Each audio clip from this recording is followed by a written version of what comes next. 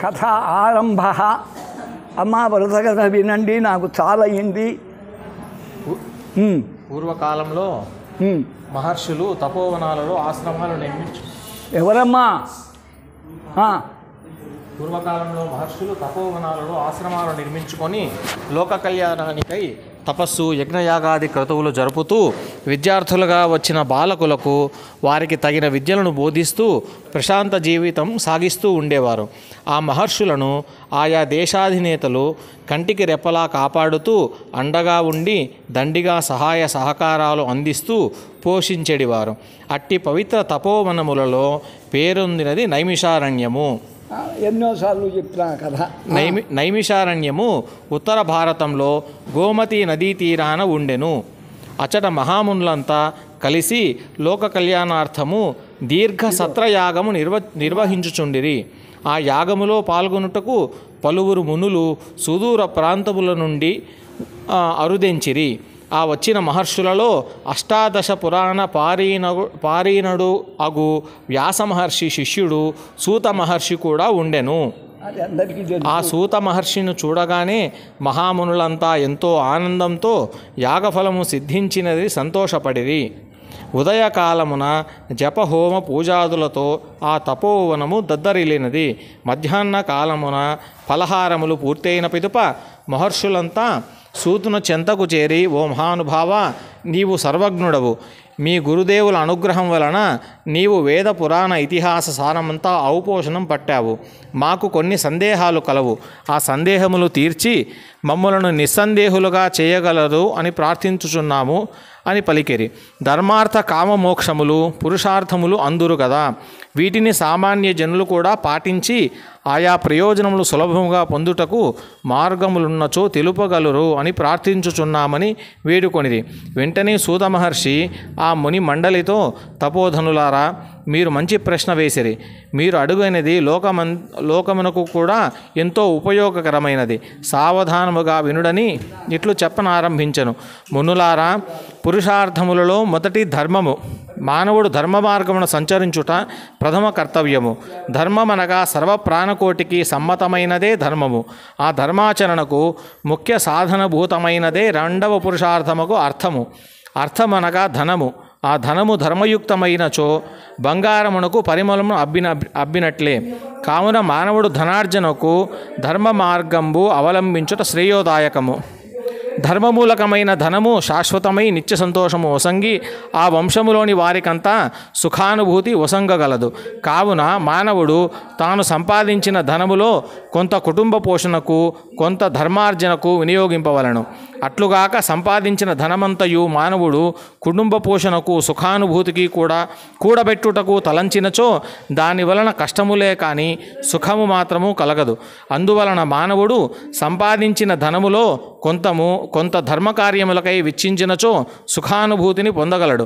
దీనివలన మానవుడు నిత్యతృప్తుడై సుఖశాంతులతో శాశ్వతానందము పొందుటకు అవకాశము లభించును అని పలుకుచుండగా కొందరు మునులు సూత మహర్షితో, స్వామి, భగవంతుడు మానవులలో కొంతమందిని ధనవంతులుగా, కొంతమంది దరిద్రులుగా పుట్టించనేలా అందరినీ ఒకే విధముగా పుట్టించవచ్చును కదా, ఈ పక్షపాత బుద్ధి ఏలా అని ప్రశ్నింప సూత మహర్షి ఇట్లు చెప్పుచున్నాడు.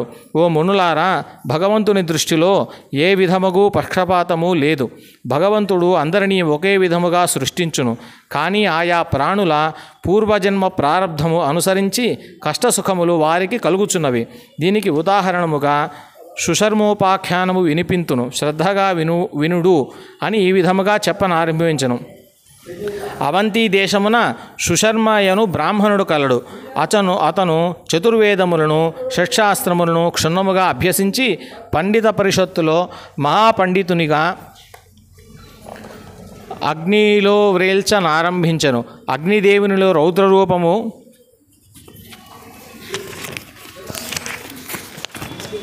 గెలుపొంది అపర సరస్వతి అవతారమని పలువురి బన్నలు పొందెను.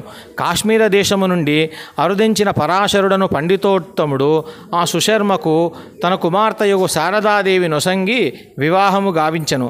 అవంతి దేశాధిపతి సుశర్మను గంగా తీరము ఉన్న గురుకులమునకు అధ్యక్షునిగా చేసి గౌరవించెను. మహాపండితుడగు సుశర్మ గురుకులములలో ఉన్న విద్యార్థులకు విద్యాబోధన చేయుచు కాలము గడుపుచుండెను. దేశములలో గురుకులమునకు మంచి ప్రఖ్యాతులు వ్యాపించెను. క్రమక్రమముగా ఆ గురుకులములలో విద్య పూర్తి చేసిన పలువురు విద్యార్థులు దేశ విదేశములలో తమ ప్రతిభా పాండిత్యములు ప్రదర్శించి అఖండ సన్మానములు అంది అంతులేని ధనమును ఆర్జించిరి. పిదప కొంతకాలమునకు ఆ పండితులెల్లరూ తమ గురువగు సుశర్మకు తమ భక్తి ప్రపత్తులను తెలుపుకొనుటకై గురుకులమునకు ఏతెంచి సుశర్మ పాదములపై పడి మీ అనుగ్రహముననే మేమింతవారమైనారని అఖండ కీర్తి ప్రతిష్టలతో పాటు అపార ధనమును ఆర్జించితిమని చెప్పి అమూల్య వస్త్రాభరణములను సువర్ణ నాణ్యములను గురుదేవులకు కానుకగా సమర్పించిరి. కానీ ఆ సుశర్మ ఆ శిష్యులతో మీ భక్తి ప్రపత్తులకు నేను చాలా సంతోషించి కానీ నాకు సువర్ణ నాణ్యములు కానీ అమూల్య వస్త్రాభరణములు కానీ సంతోషము ఇయ్యవు. వీనిని నేను ముట్టను. నాకు సంపదల మీద ఏ విధముగా ఆశ లేదు. వీనిని మీరు తీసుకొని వెళ్ళి సుఖముగా ఉండండి అని శిష్యులకు ఆదేశించను. నా కీర్తి ప్రతిష్టలు నలువైపులా వ్యాపింపజేసిరి. అదియే నేను కోరుకొనుచున్నటువంటి అది అని పలికి ఆ సంపదలను తిరస్కరించెను. శిష్యులెన్ని విధముల బ్రతిమాలినను ఆ పండితోత్తముడు సంపదలను స్వీకరింపబోవుటచే వారు గురువులను మనస్సు నొప్పింపలేక మిన్నకుండిరి. పిదపవారు గురువులకు తెలియకుండా గురుపత్నియగు శారదాదేవికి ఆ కానుకలు అందించి తృప్తితో వెడలిపోయిరి. శారదాదేవి శిష్యుల సంగిన అపార ధన సంపదను భర్తకు తెలియకుండా దాచియించి వారిని ఏ విధముగా బహిర్గతము చేయవలనని యోచించుచు కాలము గడుపుచుండను. ఒకానొక దినమున ఏకాంతమునున్న శిశర్మచెంతకు శారదాదేవి ఏతించి, నాథ, మిమ్ములను ఒక మాట అడుగువలనే చాలా రోజుల నుండి తలంచుచుంటిని, అడుగమందురా అని ప్రశ్నింప అతడు నీ ప్రశ్న ఏదో తెలుపమనెను. వెంటనే ఆమె, నాథ, మీ శిష్యులు పలువురు దేశ విదేశములలో అఖండ కీర్తి ప్రతిష్టలతో పాటు అపార ధన సంపదలను గడించిన సంగతి మీకు తెలిసినదే కదా. మీ శిష్యులంతటి కీర్తి ప్రతిష్టలతో పాటు అపార ధన సంపదలు సంపాదించుటకు కారణభూతులు మీరే కదా. అట్టి మీరు సర్వస్వము వదిలి కూపస్థ మండూకము వలె ఈ గురుకులమునే నమ్ముకొని దినభత్యముతో కాలక్షేపము చేయుట భావ్యముగానున్నదా? మీకు ధనధాన్యములపై ఆశ లేకపోవచ్చును, కానీ నేను నా పిల్లలు ధనహీనులుగా బ్రతుకుట దుర్భరముగానున్నది. మా కోరిక తీర్చుటకై మీరు కూడా దేశాటనము చేసి ప్రతిభా పాఠములను ప్రదర్శించి మహారాజులను మెప్పించి మణిమాణిక్యములను అగ్రహారములను సంపాదించుడు. లేని ఎడల మేమీ మనోవేదనతో కొంతకాలమున అసువులు బాసెదమని నిష్కర్షగా చెప్పెను. అంతటా మహాపండితుడు ఆమెతో, ఓ శారద, ధనము శాశ్వతము కాదు. దాని వలన సుఖమును పొందలేము, దుఃఖమును కలిగించును. మనం ఇంతకాలము ఎంతో సుఖముగా జీవించితిమి కదా. నా శిష్యులు సంపాదించి తెంచిన ధనము చూచిన నాటి నుంచి నీకు ఈ దుఃఖము ప్రారంభమైనది. ఆ ధనాశ నీలో ఏర్పడి ప్రాణత్యాగమునకే సిద్ధమైతివి. కావున నీవు ఎప్పటి వలె ప్రాప్త లాభముతో సుఖముగా జీవించుము. కోరికలు వదులమని నచ్చజెప్పెను. ఎన్ని చెప్పినను ఆమె ఎంత మాత్రము ధన సంపదలు లేకుండా జీవించి ఉండజాలనని బదులు పలికెను. వెంటనే సుశర్మ ఆమెతో, ఓ సాధ్వి, నీవు తొందరపడవలదు. నేను నా పాండిత్యమును ప్రదర్శించి రాజాధిరాజులను యాచింపలేను. నీ కోరిక తీరుటకు ఆ మహాలక్ష్మీదేవిని మెప్పించి కనకవర్షము కురిపించజేయగలనని ఆమెను శాంతింపజేసను. ఒక శుభదినమున శ్రీ మహాలక్ష్మీదేవి అనుగ్రహమును బడియుటకై మహాలక్ష్మి యాగము ప్రారంభించెను. 40 దినములు అహోరాత్రములు హోమార్చనలతో ఆ మహాలక్ష్మిని గూర్చి తపము చేసెను. 41వ దినమున పూర్ణాహుతి గావించి ఆనాటి అర్ధరాత్రమున మన ఇంట కనకవర్షము పడునని భార్యకు తెలిపెను. ఆ శారదాదేవి ఎంతో సంతోషముతో అర్ధరాత్రికై ఎదురుచూచెను. అర్ధరాత్రి అయినది కానీ ఆ ఇంట కనకవర్షము కాదు కదా. కనీసము నీటి తుంపర వలనైనను జాలు వారలేదు. క్రమముగా తెల్లవారజొచ్చెను. అప్పుడు శారదాదేవి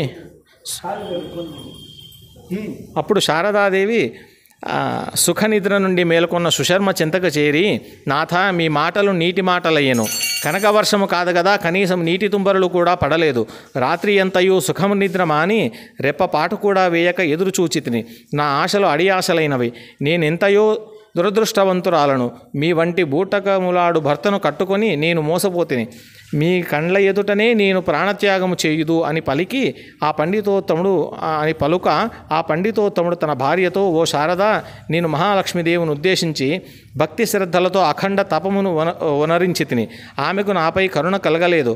అసత్యవాదిగా నాకు పేరు తెచ్చిన ఆ మహాలక్ష్మినే నా కండ్ల ఎదుట అభిచార హోమం చేసి బూడిద పాలు గావించదనని ఘోర శపథము గావించి ఉదయకాలమున అభిచార హోమమునకు సంసిద్ధుడయ్యను. సుశర్మ నల్లని వస్త్రములు ధరించి రౌద్ర రూపములతో అభిచార హోమమును ఉపక్రమించెను. వేప సమిధలు అగ్నిలో వ్రేల్చనారంభించను. అగ్నిదేవునిలో రౌద్రరూపము చేర్పడినట్టుల నీలకాంతులతో అగ్ని ప్రజ్వరిల్లుచుండెను. ఆ సమయమున సుశర్మ తాటి ఆకుపై ఘంటముతో తానింత కాలము తపము చేసిన మహాలక్ష్మి మంత్రము బీజాక్షరములతో లిఖించి ప్రాణప్రతిష్ఠ గావించి దానిని అగ్నిగుండములో హోమము చేయుటకు సంసిద్ధుడగుచుండగా దూరము నుండి, ఓ సుశర్మ, నీవు హోమము ఆపుము అని ఒక స్త్రీ ఆర్తనాదము కర్ణకఠోరముగా వినిపించెను. వెంటనే సుశర్మ హోమము ఆపి ఆ ఆర్తనాదము వినబడిన దిక్కుకు చూడగా ఒక స్త్రీ జుట్టు విరగబోసుకుని మలిన వస్త్రములతో కాంతిహీనమైన దేహ సౌందర్యముతో ఎదురవచ్చి హోమము ఆపమని కోరెను. వెంటనే సుశర్మ, అమ్మా, నీవు ఎవరవు? ఎందులకు నా హోమము ఆపజేయవలని ప్రశ్నించెను. వెంటనే ఆమె, ఓ సుశర్మ, నీవెవరి కొరకై 40 దినముల అఖండ తపశ్చర్య జరిపితివో ఆ మహాలక్ష్మిని నేనే. నీ తపస్సుకు సంతుష్టరాలని నీ ఇంట కనకవర్షము కురిపించ ప్రయత్నింపగా నా అక్కయగు జ్యేష్ఠాదేవి నాతో, నీవా సుశర్మకు అపార ధనరాశులకు వసంగుటకు వీలు లేదు. అతడు పూర్వము 7 జన్మలలోనూ ఎవరికి ఏమీ దానమిచ్చి ఉండలేదు, ఎవరికి ఏమీయూ పెట్టలేదు. ఆ ప్రారబ్ధ దోషము వలన ఈ జన్మలో దరిద్రునిగానే ఉండవలెను. ఈ తపఫలమున అతను మరుజన్మలో రాజసంపదను అనుభవించును అని అడ్డగించెను. నేను ఆమె మాటలను త్రోసిపుచ్చి నీ ఇంట కనకవర్షము కురిపించుటకు పూనుకొనగా నా సర్వశక్తులను స్వీకరించి నన్ను ఈ విధముగా అలక్ష్మిగా మార్చినది. నీవు జరిగినది తెలియక క్రోధముతో అభిచార హోమము స్వల్పము ఆరంభించితివి.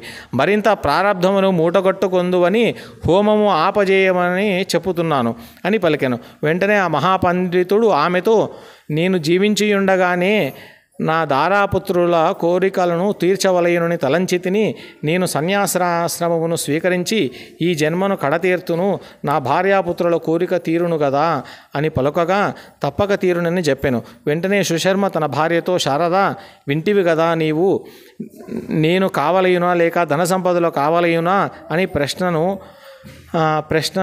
ప్రశ్నింప ఆమె వెంటనే, స్వామి, మీరు సన్యాసము స్వీకరించి మమ్మలను సుఖముగా బ్రతకనీయుడు అని పలికెను. వెంటనే ఆ మహాపండితుడు విధి విధానముగా సన్యాసాశ్రమమును స్వీకరించి శిఖాయజ్ఞోపవీతములను విసర్జించి కమండలమును స్వీకరించి గ్రామైకరాత్రముగా దేశాటనకు ఉద్యుక్తుడయ్యను. శారదాదేవి ఇంట కనకవర్షము కురిసెను. ఆ తల్లి పిల్లలెంతో ఆనందమందిరి.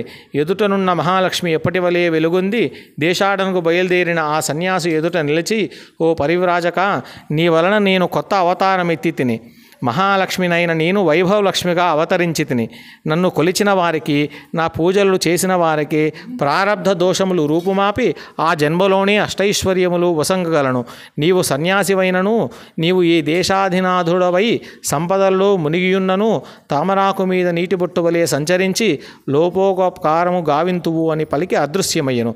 మహర్షులారా, కాబట్టి మానవుడు ఏ ప్రాణి గాని తాము పూర్వజన్మలో చేసుకున్న ప్రారబ్ధము అనుసరించి సుఖదుఖములను ధనదారిద్ర్యములను అనుభవించెదరు. అష్టలక్ష్మి అవతారముల కంటే వైభవలక్ష్మి అవతారము సర్వోత్కృష్టమైనది. ప్రారబ్ధ దోషాన్ని కూడా రూపుమాపి అఖండ అష్టైశ్వర్యాలను ప్రసాదించే అవతారమే వైభవలక్ష్మి అవతారము. ఈమెను భక్తి శ్రద్ధలతో ఆరాధించిన వారు తప్పక తాము కోరుకున్న ధర్మయుక్తమైన కోరికలు తప్పకుండా తీరును. ఏదైనా కోరికలు తీరుటకు ఈ వ్రతాన్ని ఆరంభించిన వారు 8 శుక్రవారాలు శుక్రవారములు సాయంకాలము ప్రదోషకాలములో బంధువులను మిత్రులను ఇరుగు పొరుగు వారిని పిలిచి వారి సమక్షములో వ్రతాన్ని భక్తి శ్రద్ధలతో ఆచరించి కథాశ్రవణం చేసి తీర్థప్రసాదములు పంచి లక్ష్మీ స్తోత్రము మంగళహారతులతో ఆమెను సంతృప్తిపరచవలను. ఈ విధముగా 8 శుక్రవారములు వైభవలక్ష్మీ వ్రతం సలిపి 9వ శుక్రవారం నాడు 8 మంది ముత్తైదువులను పిలిచి వారిని వైభవలక్ష్ములుగా భావించి పూజించి దక్షిణ తాంబూలములతో 8 వైభవలక్ష్మి వ్రతకథా ప్రతులను వాయనములుగా ఇచ్చి వారి ఆశీర్వాదమును పొందవలయును. ఇదియే ఈ వ్రతమునకు ఉద్యాపనము. ఈ వ్రతాన్ని ఆచరించిన వారికి అష్టైశ్వర్యములతో పాటు అఖండ సౌభాగ్యము కలుగును. ఇందు ఏ విధముగా సందేహం లేదు అని సూత మహర్షి మహామునులకు వినిపించెను.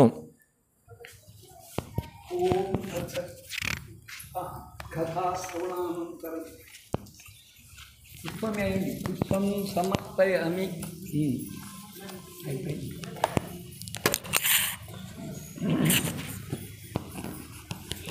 విన్నారు కదా, అందరికీ కొందరికి వరలక్ష్మి వ్రతం ఉంది. వరలక్ష్మి వ్రతం ఎంత వరములు ప్రసాదించే శ్రేష్టమైన లక్ష్మీ వ్రతం అని అది విస్తృత ప్రచారం పొందింది. కర్నూలులో ప్రతి గుళ్ళల్లో 500, 1000, 5000 తీసుకొని వ్రతాలు చేయిస్తారు. వరలక్ష్మి వ్రతము అంతా నేను కూడా చేయించబట్టి 15 ఏళ్ళ. అందరికీ ఆ కథ ఒక్కటే కనుక చారుమతి కథ కళలో చెప్పడం చేయించుకోవడం, వచ్చిన వాళ్ళకల్లా బంగారు ఆభరణాలు పట్టు వస్త్రాలు వాహనాలు అంతకు తప్ప చిన్న కథ అది. కానీ వైభవలక్ష్మి చెప్పాను. అష్టలక్ష్ములనండి, షోడశ మహాలక్ష్ములనండి. విద్యావంతుడు ఎప్పుడూ ధనాన్ని కోరడు. నేను ఆ బాల్యం నుంచి ధనాన్ని ద్వేషిస్తూ వచ్చాను, లక్షమ్మను దూరంగా పెడుతూ వచ్చాను.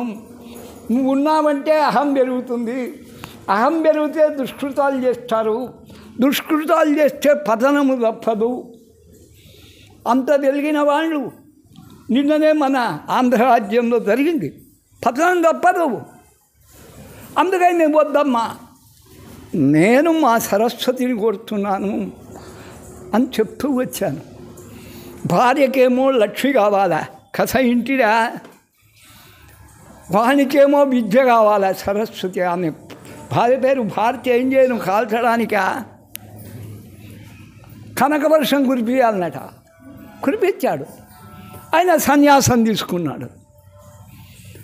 నాకు ఆ దుర్గతి పట్టలే. నా భార్యే మహాలక్ష్మీ స్వరూపిణి. అందుకే ఏ రోజు ఆమె కోరలని వెళ్ళా. సింపుల్గా జీవించడం నేటికి 1,50,000 నాకు పెన్షన్ వస్తున్నా అలవాటు చేసుకున్నా. విద్యావంతుడు ఎప్పుడు ఆశించడు. కర్నూలు లోపల వైభవలక్ష్మి ఎక్కడన్నా ఎవరన్నా ఏ కాలమన్నా చేశారా? ఎందరు వచ్చారు ఆ టీజీ వెంకటేష్ కొంపకు, కళ్యాణ మండపానికి? ఎందరు స్వాములు రాలా? వైభవలక్ష్మి ఎప్పుడైనా చెప్పిన వాళ్ళు ఉన్నారా, చేయించిన వాళ్ళు ఉన్నారా? వైభవలక్ష్మి అష్టలక్ష్మి సమేతమే కాదు, షోడశలక్ష్మి ఆమె. కనక మహాలక్ష్మి మధ్య విశాఖలో ఆ పుస్తకంలో కనకవర్షం కురిపించడం ఆమెకు లెక్కలే. కనకధారాస్తవం ఉసిరికాయ ఆమె ఇస్తే ఏం లేదు, శంకరా నా దగ్గర అని ఉసిరికాయ ఇస్తే అది తిన్నాడు. బంగారు ఉసిరికలు కురిపించాడు దరిద్రందుడికి. వాడు కూడా అలాగా ఇదో కనకవర్షం. ఏం చేసుకుంటావు? పాముకో. ఈ ధనంతో ఏం చేసుకుంటావు? పాముకో. అరణ్యంలో మధ్య చెక్కిన అంటే వాని దగ్గర బంగారు నాణ్యాలు ఉన్నాయి, ఏమైనా ఉపయోగపడతాయా? ఆకలి తీరుస్తుందా, దత్తి తీరుస్తుందా? అక్కడ ఏదో పోయేవానికి కాళ్ళు గట్టిగా పట్టుకుంటే సొరబింబులలో ఇంత మంచిళ్ళు ఇచ్చి నీ ప్రాణం కాపాడుతాడు. వాడే దైవం. అక్కడ నువ్వు ఒక్కో సమయంలో నీ ధనం వేస్ట్.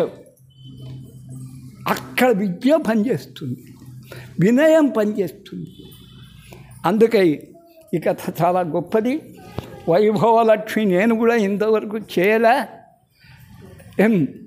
వరలక్ష్మి వ్రతంలో చిన్న చారుమతి కళలు కావడం, వ్రతం చేయించుకోవడం, అందరికీ బంగారు ఆభరణాలు, పట్టు వస్త్రాలు, వాహనాలు, చిన్న కథ. ఇది వాళ్ళకదే. అందుకై అష్టలక్ష్మి వైభవం కాదు, వైభవలక్ష్మి. వైభవం రావాలంటే ఒక్క పట్టాభిషేకం రోజే రాజులు అనుభవించేది ఆనందం. మిగతా వైభవం కాదు. ఏనుగలు ఎక్కుతుంటారు, గుర్రాలు మొదటిసారి ఎక్కుతుంటారు, అవి కాదు. పట్టాభిషేకం చేసుకొని ఏనుగ మీద పట్టణం వల్ల ఊరేగిన నాడు అది రామరాజ్య వైభవం కావచ్చు, ఎవరి వైభవం అయినా కావచ్చు. సర్వసంపదలు ఉన్న నాడే వైభవము అని చెప్తాం. వాని విభవము, ప్రాభవము అంతా ఇంత కాదు. అది రావాలంటే అన్నీ ఉండాలి. నాకు అన్నీ ఉన్నాయి.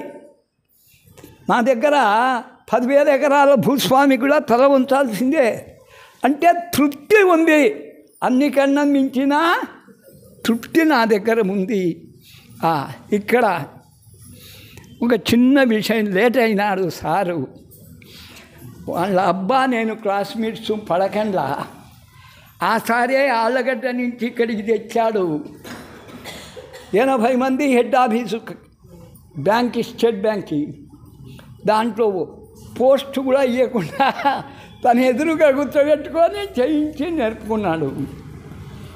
వెళ్ళే సమయంలో అడిగాను, కృష్ణానగర్కి ఏమంటే వేయించాడు, పోయాడు.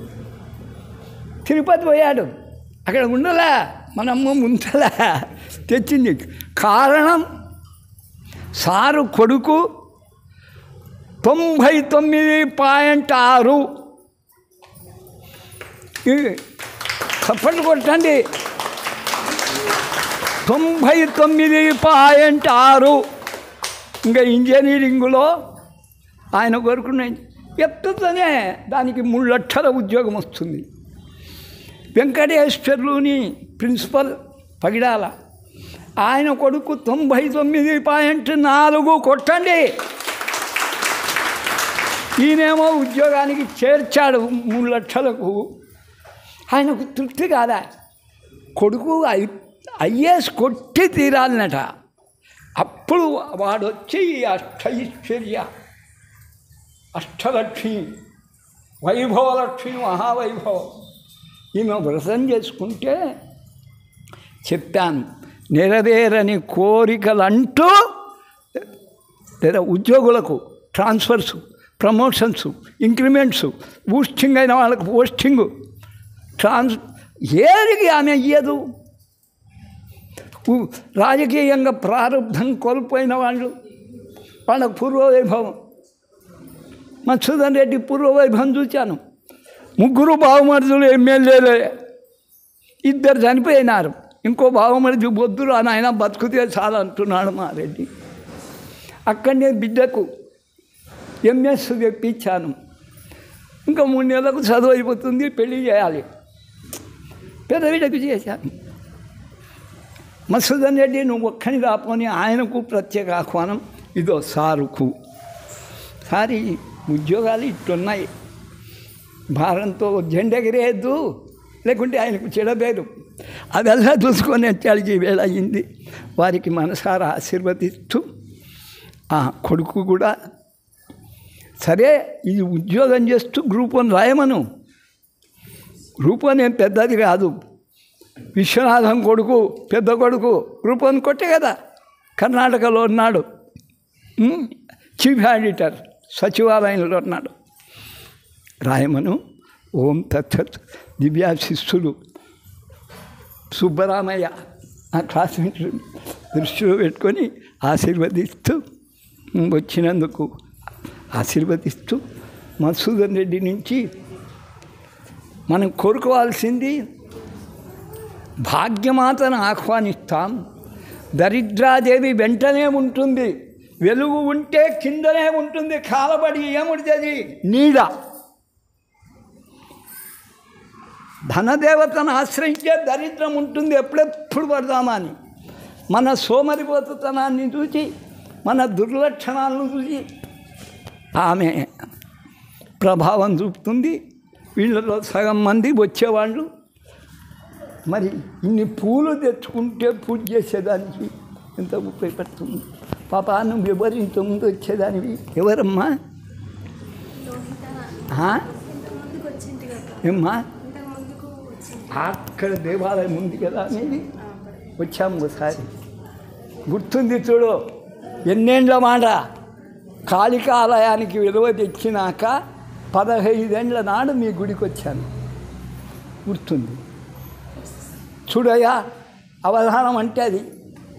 కాళికాలయం 150 మందికి భోజనం పెట్టించారు. ఇక్కడ పోతే పాపం బీదవాళ్ళు, వాళ్ళే భక్తులతో ఏదన్నా వేయించండి అన్నారు, వేయించాను.